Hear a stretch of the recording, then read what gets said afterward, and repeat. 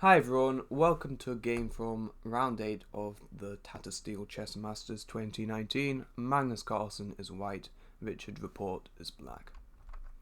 We have e4 by Carlsen, c5, knight f3, e6, d4, c takes d4, knight takes d4, knight c6, we've got Taimanov Sicilian here, knight c3, queen to c7, Carlsen decides to Fianchetto his light squared bishop with g3, and now a6.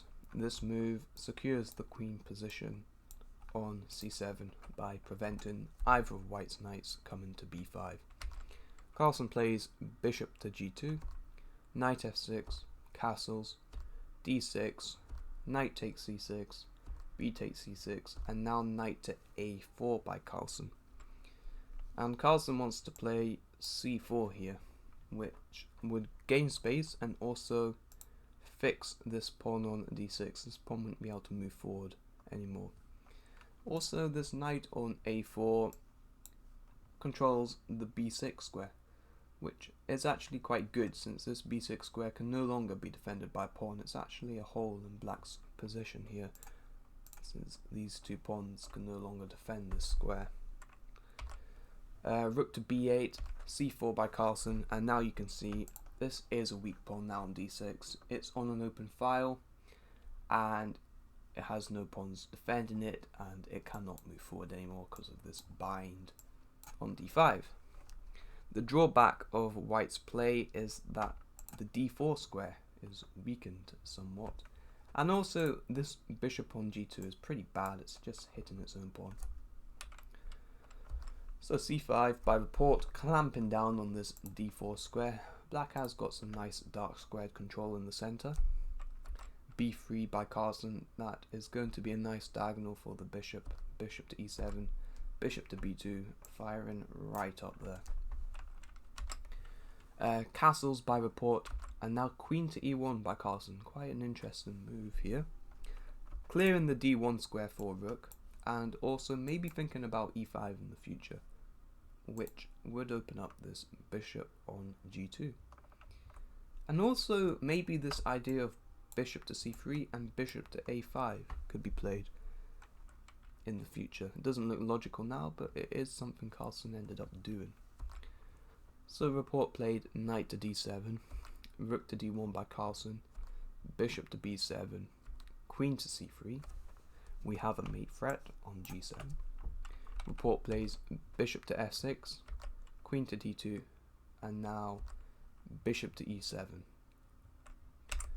Black does not want to trade bishops, because after bishop takes b2, knight takes b2, you can see that this d6 pawn is now extremely weak without the dark squared bishop. In fact, it looks like white is just going to win that pawn in this particular scenario. So after queen to d2, black just retreated the bishop back to e7.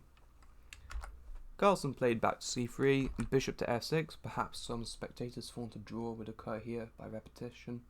But after queen to2, bishop to e7, Carlsen played f4.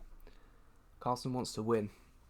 And now Rapport played e5, which is a very interesting move, and quite common in this kind of structure, I think. First of all, it fixes this pawn on e4. It won't be able to move forward now.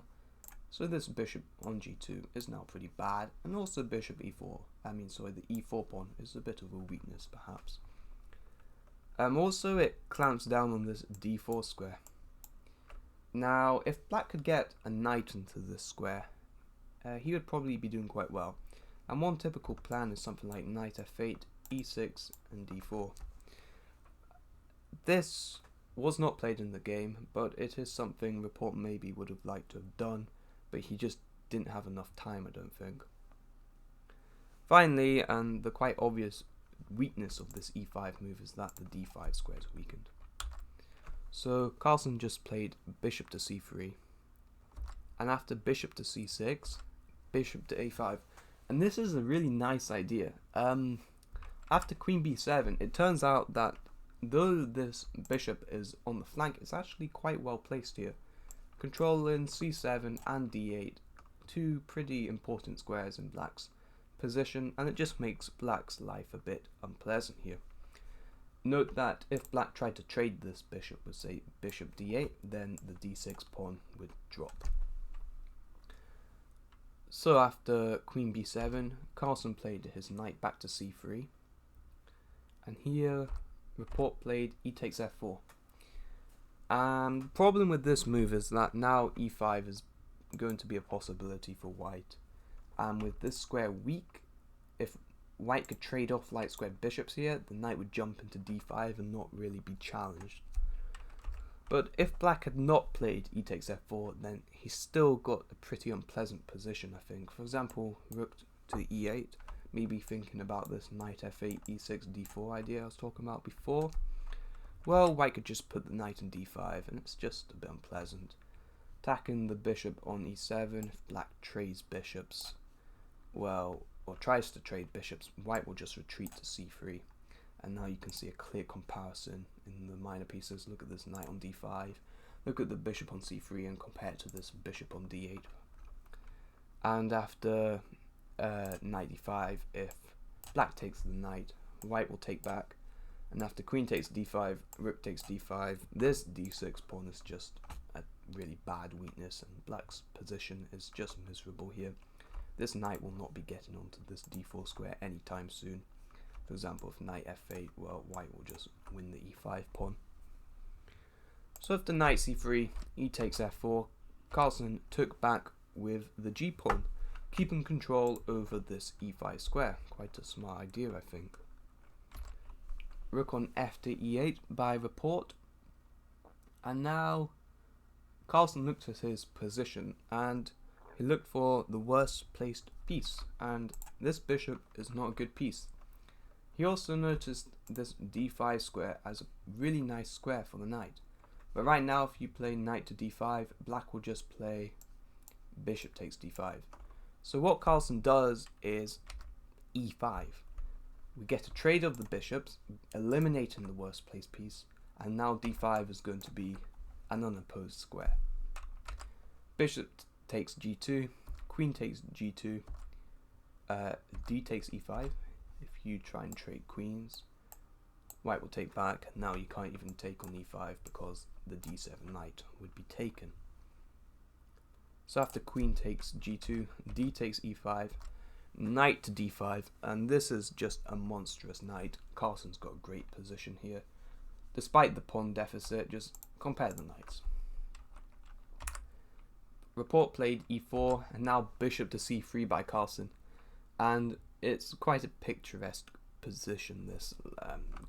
Look at the knights, look at the bishops. It's just, Carlsen's just won the minor piece battle. And now we have a mate threat on g7 here. So Rapport played f6, but this is a bit weakening. King to h1, preparing to bring a rook to g1 to apply more pressure. King to h8, rook to g1, another mate threat on g7. The bishop comes back to f8, and not the most exciting square for the bishop.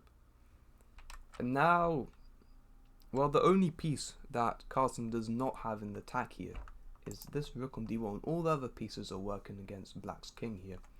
So what Carlsen plays is knight to e3, clearing the d5 square for the rook so that it can come across to h5. And after this, the pressure on black's king is really going to be unbearable. Queen to c6, rook to d5, queen to e6, rook to h5, queen to f7, queen to h3. Now we have an attack on the h7 pawn. So Rapport plays g6, but the problem with this move is that now this f6 pawn is quite weak. And when the knight comes back to d5, it is going to be under a lot of pressure. Carlsen just backs up with the rook. Rook to b6, f5, knight d5 was also really good here. Knight to e5. Keep in mind that if black plays g5 here, white can just take, exploiting the pin of this diagonal. So after knight to e5, knight to d5, and it's this f6 weakness, and this is what causes black's position to collapse here. Rook to d6, f takes g6, knight takes g6, and now bishop takes f6 by Carlsen, crashing through. And the point is, after rook takes f6, rook takes h7 check, and here Rapport resigned, because after queen takes h7, queen takes queen, king takes queen, you take the rook on f6 with check, and we have a fork to say king g7, knight takes e8, and white is just completely winning now. So a really nice positional game by Carlsen. He just won the minor piece battle. So yeah, thank you very much for watching.